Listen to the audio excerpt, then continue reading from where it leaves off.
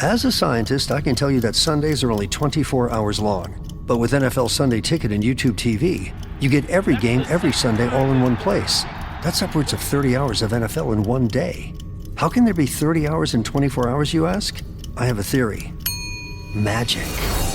New users get NFL Sunday Ticket for 8 payments of $34.50 per month. Sign up at NFLSundayTicket.com. Local and national games on YouTube TV. NFL Sunday Ticket for out-of-market games excludes digital-only games and commercial use. Terms and embargoes apply. Availability varies.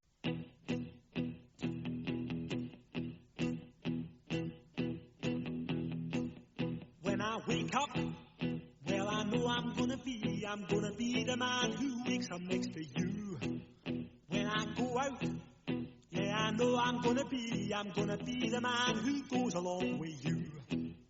If I get drunk, well, I know I'm gonna be.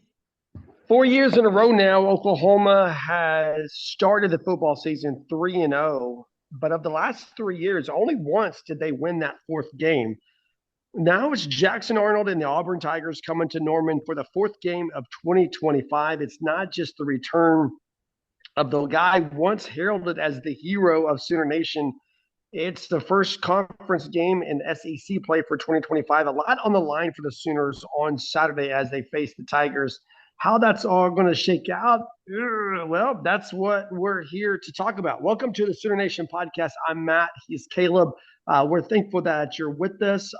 Just real quick, right from the get-go, wherever you're following us, wherever you're listening to us from, first of all, we want to say thank you. We're gaining a little bit of traction. I mean, we're not like the top-rated podcast out there, not even close, but we are gaining some traction, and we appreciate the downloads and the listens. If you wanted to give us a subscription, that would be amazing. Whether it's YouTube, whether it's Apple Podcast, or whether it's Spotify, wherever you get us, we're glad you're here. Caleb, finish this sentence for me on Saturday, Oklahoma versus Auburn. I'm worried about Saturday because The only thing that's worrying me is the injury report. We got the second day of the injury report. It looks better, but there's still a lot of the offensive line key players that are either questionable or probable, just meaning that they're going to be banged up into this game. And this is going to be probably the best defensive line OU has faced so far this season. And offensive line has to be really this peak of what they have been this season.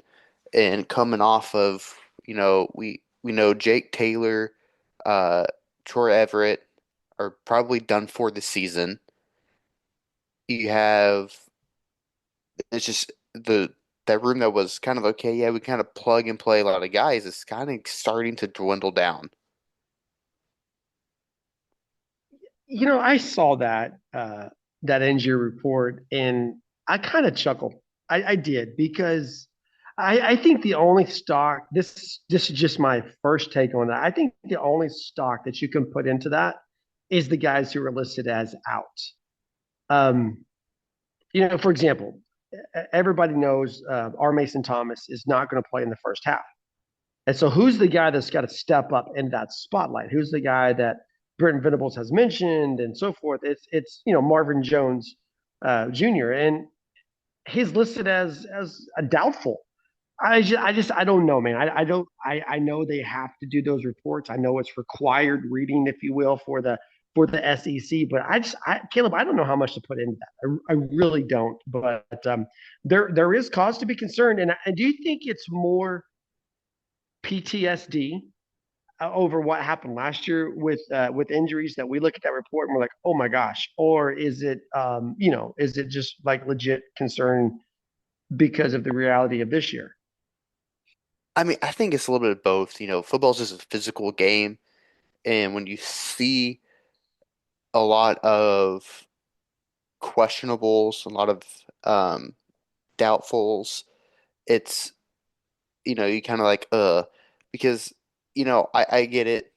Today's injury report looked a lot better than yesterday's, but you still have Febechi Nwewu, Michael Fusi, and Jake Michaela, all three that are should be starters on Saturday. As yes, listen as probable, that still means that they're nursing injuries. and it's a lot easier to re-aggravate that injury in a physical Mhm. game like Saturday's going to be. Yeah, I mean, Mike Haley, that's the guy that's going to replace Troy Everett. I mean, I would bet again. There's not a lot, but I would bet the money in my pocket right now that he plays. Same Yeah, thing with Michael Fasusi. And I get what you're saying that they're banged up, but I mean, you played football. You were around this sport for a long time. Nobody plays a full season without getting banged up in some method, some manner, some form. Um, I don't know. We'll just see. Here's what I'm worried about for Saturday. I didn't even think about the approach you took, which is a good approach. But what bothers me, what I'm most worried about is turnovers. Oklahoma has given the ball away in every single game this season, and they've yet to take it away one time. And this very game last year, on the plains at Auburn, we saw how turnovers can change this game. And we saw it for the good, in Oklahoma's favor against Auburn, but we also saw it, turn a very winnable game against Missouri into a horrible loss. We saw the Tennessee game. Man, the turnover issue that's what bothers me going into Saturday. How do you feel about that? no, I completely agree. I get you can say maybe two of Mateer's interceptions is kind of on receiver, um, but still, he has to settle down. And, part of it is he just slings the ball as hard as he can, and Yeah. sometimes that's just not necessary. Um, and that's just something that he's going to have to learn from. And, you know, going into this game on Saturday, have that in his mind, like, hey, you know, if it's Burks, Blaylock River, he's only 3 feet in front of me. I don't need to throw this 90 miles an hour. I can, you know, lob it out there too. I'm like, I believe it was the Michigan game where that pressure was coming right on into his face, and he kind of just lobs it up perfectly to Barnes. And there's a Mm-hmm. lot of Yeah, times on the where rollout. I feel like we could see those type of passes, but instead they're just absolute rocket missiles straight to the receiver's chest. And yes, most of the time it works out, but you have seen twice now those passes get intercepted. Yeah, a lot of people like to compare him to Baker Mayfield, and I get it with the swagger that he plays with, the toughness, that leadership by example. But man, he reminds me a whole lot of Brett Favre. And I know you whippersnappers, you don't have a lot of memories about Brett Favre, but just that gunslinger mentality that I'm going to try. I don't know if I can do this. I don't know if I can make this throw, but I'm going to try it. And for most of the times for Brett Favre, it worked. That's why he's a Super Bowl champion and a Hall of Fame quarterback. And I think John Mateer has a little bit of that gunslinger mentality in him. But man, the defense has got to get some back. They've got to get some back. I don't know how far you can make it into conference play losing the turnover battle week after week after week. So that's my biggest concern coming into Saturday afternoon. We've got two of our favorite segments for the whole week of the podcasting. Two of our favorite segments, true or false and over under. They're coming up right now. I'm going to ask three questions, true or false statements that are going to go to Caleb, and he's going to tell me whether they're true or whether they're false. And then he's going to explain why he picked true or false. And obviously, I can't help but not chime in here as well. And then right after that, Caleb's got three statistics, if you will, from the could be predictions, it could be yardage, whatever. But that's going to come into play, and I'll say whether we're going to go over under, and then obviously Caleb gets to share his 2 cents on that as well. So without further ado, Caleb, are you ready for your first true or false question? Yeah, I'm ready. Let me have it. All right, and these are all three having to do with Oklahoma Auburn on Saturday. We're going to jump into it. Something you've talked about already as we started this episode, but without Troy Everett at center and with R. Mason Thomas missing the first half, Oklahoma's offensive and defensive fronts and their rotations will still hold up against Auburn. Yeah, that's true. Like we're getting Fetching Nuewu back. We're going to get Michael Fusi back. And Jake Michaela he took over that center position in the Yeah. Michigan game, and he has looked fantastic. Um, and so I think that the offensive line is still going to look good. And really, our Mason Thomas has not had this start to the season as a lot of people expected, mainly because people, offensive coordinators are game planning for him because of how big of an impact he's had in the past couple seasons, especially last season. So yes, I still think this defensive line can be just as productive without him because we really haven't needed him to really make that big time play yet. And honestly, I'm kind of sitting here, I'm looking at it, and I think, of course, I would much rather have him out there in that first half, but it kind of gets me excited to see, if Oklahoma can get a, you know, 10, even a 7 to 10 point lead going to Hmm. half, he gets to come out, play on the defense with a lead, kind of pin his ears back and get after and do what he does, and something we didn't really get to see him do a lot last season. Right. Yeah, I don't. I agree everything we said about my Akula. And I don't know if either one of us are pronouncing his name right, but you're correct in that he's just kind of come in and taken over and shown true talent at that center position. I mean, I think Pro Football Focus has him graded as one of the highest rated offensive linemen in all of the country. So that kind of lets you know where Oklahoma stands along the offensive line. But you did say something very similar, and I want to follow up. That's something not similar, but something that kind of caught my attention. I want to follow up with that at the very beginning of the podcast. You said that you think this Auburn defensive front is the best that Oklahoma's faced this season. So you think they're better than what they faced in Michigan 2 weeks ago? I think so. No, Michigan defensive line was very, very solid. I think Auburn's defensive line is just a little more athletic, but Mm-hmm. I think as a whole, this Auburn defense is worse than Michigan's defense. But this defensive line is athletic, and they lead. The Auburn defense leads the nation in sacks, tackles for Right. loss, and I think they're holding opposing offenses to I think like 35 yards per game rushing. Mm-hmm. So this is a very solid front for this Auburn team. So yeah, Okay. That's all fair statements, all fair points. Let's go to the next one. True or false?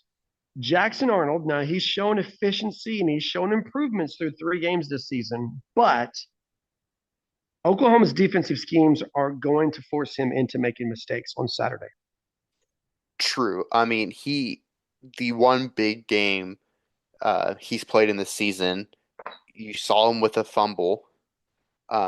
This Oklahoma defense is going to be a lot better than that Baylor defense. This Oklahoma crowd's going to be a lot louder than that Baylor crowd. And we saw it time and time again last season in these big games, in these big moments. Jackson Arnold couldn't really handle it. I don't expect him to have that change just in one season, especially if, you get, what we saw last year is he turns the ball over once, that starts to spiral. And so I Mm-hmm. feel like if you can, get that first one, it's gone, Brent Venables, he talked about it last season, having to dial back the defense in practice. He knows what's going to kind of work best against a Jackson Arnold offense. So let me ask you a bonus question on this because what you just mentioned about Brent Venables. Obviously, he knows he saw Jackson Arnold for 2 seasons. So I'm as a true freshman. Obviously, there was that Alamo Bowl game that was just a disaster with Arizona. Then saw him all of last year. Brent Venables knows the strengths, the weaknesses, the tendencies of Jackson Arnold. But I think on the flip side, Jackson Arnold was around the Brent Venables defense, ran scout team offense against it. Who has an advantage here? Does either one of them have an advantage? Jackson Arnold knowing Brent Venables or Brent Venables knowing Jackson Arnold? I think it's Brent Venables knowing Jackson Arnold. Jackson Arnold can know all he wants, but it's, Hugh Freeze is going to be the one. Well, I don't know if they're how exactly their play calling is. I know it was kind of poked fun of it there in the offseason about having a different play caller each play. Right. You got your Um, first down coach, your second down coach, your third down. Right. which obviously it's working not bad for them. They're 3-0. Their offenses Right. look decent, but I think just Brent Venables and knowing how to get inside of um, Jackson Arnold's head because he's seen it for 2 seasons. He saw it Hmm. all last year of Jackson Arnold getting in his head and how defenses can do that. And so I think the advantage is definitely towards not Jackson Arnold, Brent Venables. So if you look at the receiving court, I mean, everybody remembers the Cam Coleman kid from last year. They've added more guys. Kid from Georgia Tech, I'm blanking on his name right now. They've got depth. They've got speed guys, but they've not gone vertical with their offense. They really aren't. Everything's close to the vest. Everything's short, right in front of you. Do you work to take that away and try to force Jackson Arnold to go over the top? 100%. That's something, we talked about on our podcast last year was does he have the ability to go deep? And we saw Hmm. that a couple times. We saw it against, I believe it's Temple, him trying to go deep and get picked off. We saw it against Tennessee. You know, it the deep ball is not his cup of tea. It's where he Right. struggles. And you kind of saw that with Michigan with Bryce Underwood, with him struggling with those deep balls. And so that's one thing that kind of makes me hopeful is we kind of already seen what this defense can do against that short game. Now I Uh-huh. get that Jackson Arnold's legs is going to play a lot more into this game than Bryce Underwood's did, but I think you have to try to take that away and make Jackson Arnold make those deep throws. And I mean, I know I'm not giving you the third true or false question. Yeah, we're just kind of going on because it's stimulating conversation here. You mentioned Bryce Underwood because what I think when I see these two teams play, these two offenses, I think maybe Auburn's a little bit stronger at running the game, running the ball than what Michigan was coming into Norman. But I think Bryce Underwood is a better running quarterback. My question is this: do you change your game plan? I mean, we're talking about taking away the underneath and forcing deep balls because what that does is it makes you go through your progressions and it gives guys like R. Mason Thomas, Marvin Jones, they've got time to come in and crash on you. But the question is like, do you not just keep the same defensive game plan and throw in some additional wrinkles as what you used against Bryce Underwood? I think for the most part, the issue is the type of runner Jackson Arnold is not comparable to Bryce Underwood. To me, it's like Bryce Underwood is more. I get he's 6'5", but he has the speed of Kyler Murray, where he's going to try to Right. get outside and beat you. To where Jackson Arnold's more of that bigger frame, and he's going to try to run up the middle like we saw last year against Alabama, Mm-hmm. or like we saw Oklahoma use Jalen Hurts. So I do think you gotta change it a little bit to where we had our corners crashing down, trying to force him inside. I think you want to force Jackson outside and you know, make make him like a one-on-one where he has to make a defender miss to where he can just run it up the middle and kind of have that power that he Mm-hmm. has. All right, well, let's go to number three, the last one here. True or false? Given Oklahoma's depth and the way Brent Venables has emphasized fundamentals, toughness, this game becomes more about which team maintains the discipline, avoiding penalties, turning the ball over, false starts, etc. It becomes more about that rather than who really has the star power. I want to say true. I think this game is going to come down to the team who has the most time of possession, who controls the ball, controls the line of scrimmage. I don't think you're going to see uh, Auburn play the same type of game they played against Baylor, just because they Mm-hmm. know this Oklahoma defense is a lot better than Baylor's, and this Oklahoma offense is a little bit better than Baylor's as well. So I think they're going to want to try to control the ball, control the line of scrimmage. And so I think, those mental mistakes when, you cough up the ball or you get down to the red zone and it's a 1st and 10, you false start, now it's 1st and 20, where you have a holding penalty or something like that to where you get behind the chains, that's only going to hurt you more to where a game is going to be dominated by who can move the chains more. Right.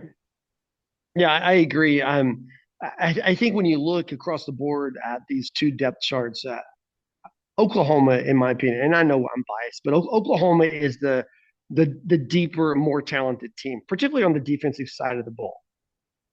But I think it's close enough. I think it's close enough between these two teams that mistakes can really hurt you. Pre-snap penalties, holding calls that bring back big plays, turnovers. That's why I said turnovers is my biggest concern coming in, because I do think it's close enough between these two squads that a penalty here and there, a turnover here and there can really take a 17-point lead or 17 what should be a 17-point game and make it a one-score game. And that bothers me going in to Saturday afternoon. So I agree with you. I think that's true as well. We've got Caleb coming up with his three questions, over, under. We've got our SEC power rankings. I'll be satisfied on Saturday if, and then we also have our score predictions. This is the Sooner Nation podcast. All right, Caleb. So now it's your turn to take control of the podcast with your over under segment. You're going to throw out three stats, three questions, three statements, and I'm going to tell you over under and why I believe that way. All right. So my first over-under question is over under 150 yards total team rushing yards for the Sooners. Man, I hate this question because I want to go over every week because I think it needs to go over, and I think it will. I think you're definitely going over here. I think there's a pecking order that's starting to develop with these running backs. This is the first week. Troy Blaylock is clearly the number one on the depth chart coming into the game. I think he's established himself. You know what John Mateer is going to do. So yeah, I'm going to say over because I think it's going to be something where they're going to really try to hammer that defensive front with their running backs, and it's kind of a strength on strength, if you will. Even though running hasn't really been a strength for Oklahoma, it's something they're going to do. And yeah, I see the over here. I think they have. Of course, I said this with Michigan game. I think 150 has got to be your floor. I think it's got to be your floor. And the more you are over 150, the better your odds are of winning this game. So Oklahoma needs to be over 150. Spoiler alert, I'm picking Oklahoma to win, so I need them to be over 150. So I'm going to go with the over. I'm going to take the over as well. I do think this is going to be a game where you see a lot more passes than runs, just because Uh-huh. I don't think this Auburn secondary is that good, and I think this is going to be a game to where you saw, uh, is it Sawyer Robinson for Baylor have For almost Baylor, right? 500 yards passing. So I think this Mm-hmm. is going to be a game to where if Ben Arbuckle wants to control it through the air, he very easily can. Yeah, I agree. My second over-under question. So over-under question we've seen before. Over-under half a touchdown for Jaron Kanek. Oh man, it's got to happen, right? I feel like the time I say nope under, that's when he's going to score. Maybe I'm the guy cursing Jaron Kanek. Maybe he gets so close and doesn't cross the goal line because I'm picking him to do just that one thing. But I already said on Sunday night after the Temple game when we're breaking that down, I said that I believe that John Mateer is going to have a season high to this point through 4 games, a season high in passing yards. I agree with what you said about this Auburn secondary. Kinnick has been a guy that his third down, he's the guy that Mateer looks to. All 4 of his catches last week resulted in a first down. 3 of the 4 catches came on third down. And I've been saying, and I'll keep saying, I think that translates into the point. Maybe this Saturday is it, but with me going with a season high on John Mateer in passing yards, with the struggles of the Auburn secondary, it's got to be it. This got to be this Saturday. Jaron Kinnick scores a touchdown this Saturday. Over. I completely agree with you. I kind of called Blaylock having a big game last year, not last Right. year, last week. I'm kind of doing that this week for Kanik. If you look at that Baylor game, Michael Trigg, the Baylor tight end, had 100 Yes. yards on 7 catches and 1 touchdown. We've seen what Kanik can do when he gets into that open space, and I think this Auburn secondary, they miss tackles, and we've already seen Hmm. Kanik break tackles. We've already seen him make moves into free open space. So I think this is just a game that has Kanik written all over it. Yeah, and that's such a great point to bring up Michael Trick from Baylor, what he did against the secondary. And I, you know, Kinnick is a very talented athlete, and he's way better at tight end than I think anybody anticipated. If anybody out there says, "Yeah, I knew he was going to be this good," you did not. You did not know that he was going to be Oklahoma's leading receiver after 3 games. You didn't know that. Nobody knew that. Not only But not man, only that, he's but good. he's leading all of tight ends in college football in receiving yards. Right? Yeah, And yeah. That's ridiculous. so my last over under for you is 2.5 total game turnovers. So that includes both Oklahoma and Oh, Auburn. you do realize it's Jackson Arnold, right? I do. Okay, so let's do some math here. Let's just do some logic. Oklahoma has turned it over every single game. And so you got to think, man, if you're going to turn the ball over against Illinois State, if you're going to turn the ball over against Temple, and you said this is a better defensive front than you think it's a better defensive front than what they faced in Michigan, you got to think at least one turnover's coming Oklahoma for, they're going to turn it over. They're going to give it away at least once. And we want OU to win the turnover battle. So that means they got to get at least two. There's three. There's your over. So give me the over here. And I think Jackson Arnold probably gives them two himself. And so let me have the over with the Tigers leading the way. Oklahoma wins the turnover battle this week. I'm right there with you. I think I think this is going to be a game where we see the old Jackson Arnold. I'm hoping at least. It'd be really great to be Mm-hmm. on the opposite side of one of his turnovers for once. So yeah, Right. I'm taking that over as well. All right. Well, we'll see how it all plays. I think that's going to be a pivotal part of the game, the turnover battle. And again, that's why I'm worried because through 3 games, that's not gone in Oklahoma's favor. Okay, SEC Power Rankings. We do this every week on our website, heartland-sports.com. We got all kinds of content there. Thunder basketball starts in October, and we'll have some Thunder coverage there also. But we rank what we believe in the moment or how the SEC should be 1 through 16. Caleb, you've come a long way. You're coming closer to me than I have come to you in terms of ranking Oklahoma and some of these other teams.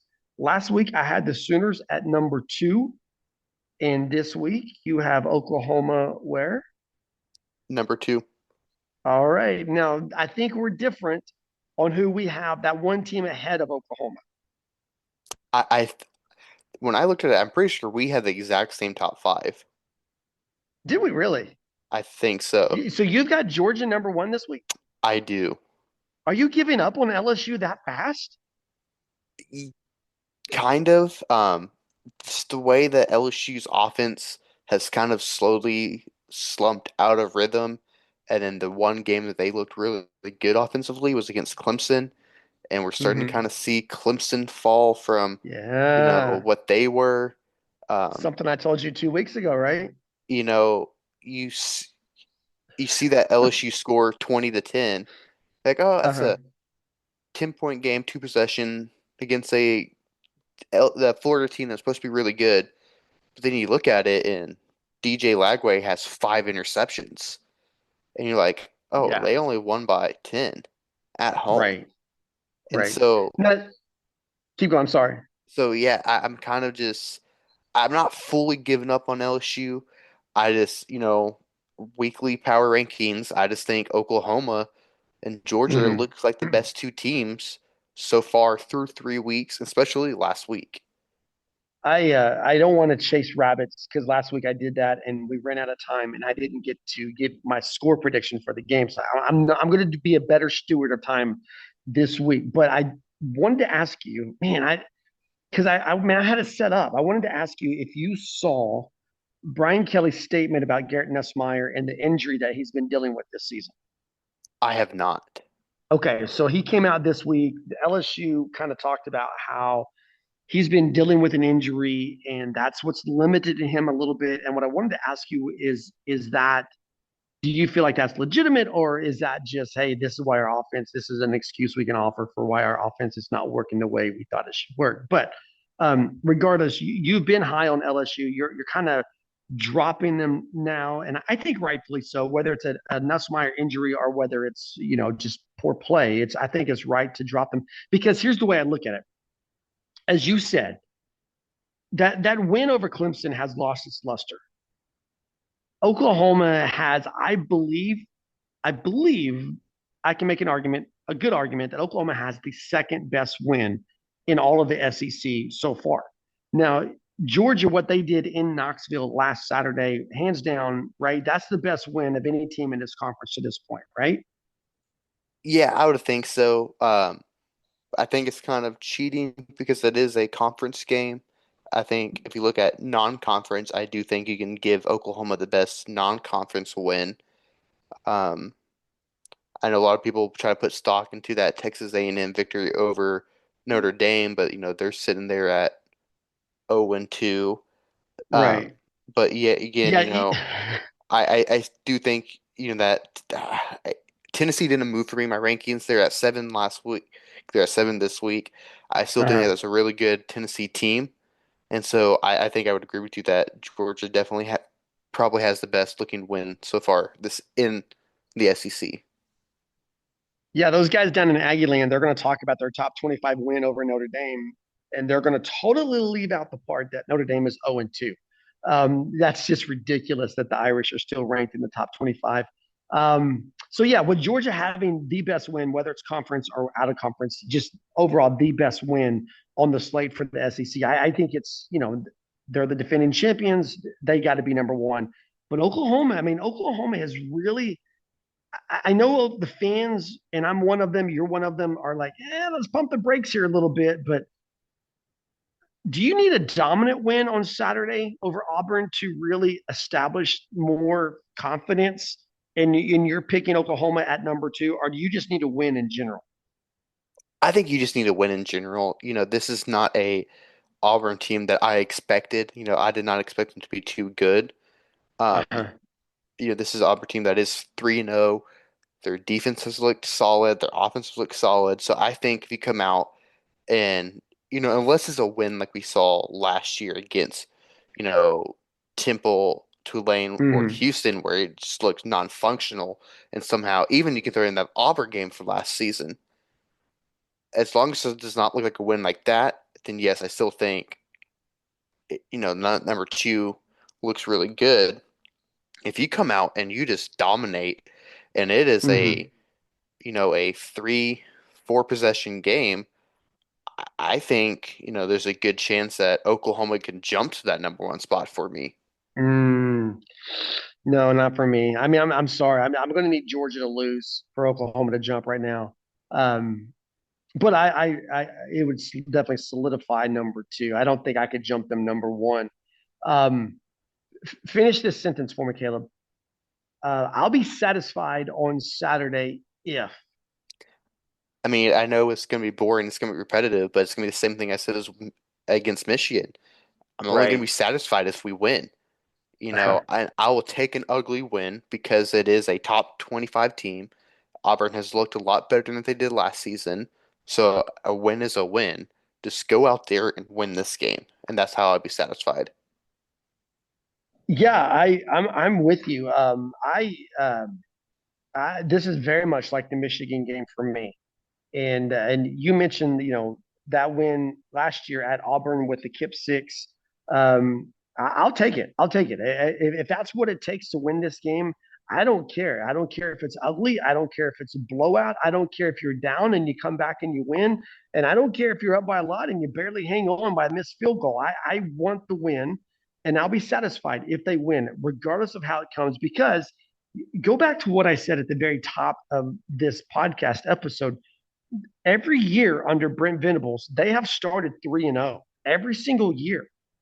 Year one and year three, they lost the fourth game.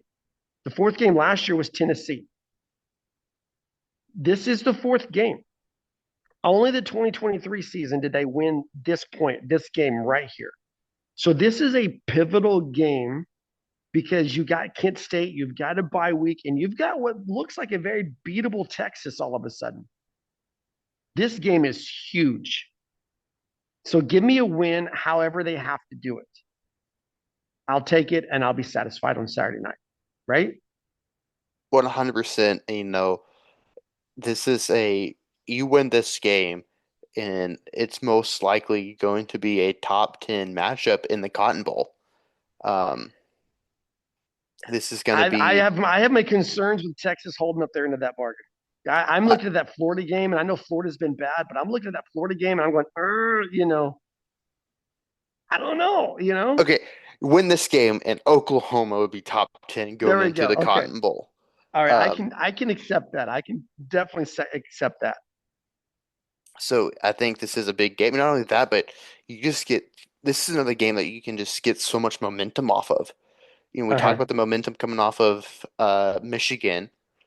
You win this one, and it's another, just step in the right direction for Brent Venables to getting confidence into this team that, hey, this is the second top 25 team that we've beaten, especially if you can control the game like you did against Michigan. Mm-hmm. This is going to be, I know a lot of heads are already turned towards Oklahoma. This can be one that can turn a lot more. All right, just a little bit under 2 minutes left. Let's go score predictions here. Oklahoma, this line has been crazy. It started 4.5. It's now 7.5. The over/under sit around 53 or 54, depending on which sports book you're looking at. Caleb, let me go first because I missed it last week. I've got Oklahoma winning 28-17. Close game first half, pulling away in the second half. This is so funny because our score prediction is off by 1 point. I have 27-17 Oklahoma. All right. Neither one of us have the over. No, both defenses are pretty good. Auburn's defense has been really stingy when you've gotten into that red zone. That's where I think those 2 field goals are going to come into play. But I just think the big thing is that Auburn defensive line does not have much depth like the Oklahoma defensive line does. I do think, like you said, it's going to be a second half where Oklahoma can pull away. So I just think that this is going to be a really fun game to watch. Yeah, I agree. 2:30 kickoff ABC. It's going to be a lot of fun, regardless of how it turns out. If OU wins by 1 million or loses by 1, we'll be back on Sunday to give you our post-game thoughts. Enjoy your weekend of football.